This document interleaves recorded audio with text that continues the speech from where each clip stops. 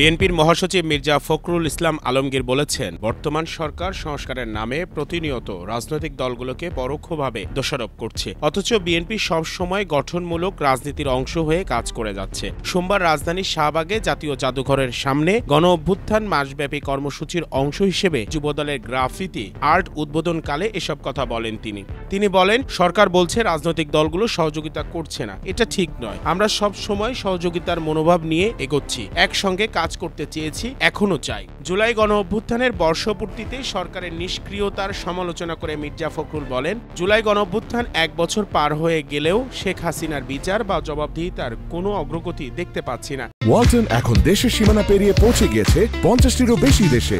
ওয়ালটন, ঘরে ঘরে, বিশ্বজুড়ে। তিনি আরো বলেন, আমরা এখন এমন সব বিষয় নিয়ে তর্ক করছি যেগুলো আবারও বাংলাদেশকে পিছিয়ে দিতে পারে, ফ্যাসিস্ট শক্তিকে উৎসাহিত করতে পারে। জুলাই আন্দোলনের সময় বিএনপির নেতাকর্মীদের ওপর চালানো নিপীড়নের চিত্র তুলে ধরে ফখরুল বলেন, ডিবি অফিসে বা আমাদের নেতাকর্মীদের ওপর যে বর্বরতা চালানো হয়েছে তা গণমাধ্যমে উঠে আসে না, অথচ এসব ছিল নির্মম বাস্তবতা।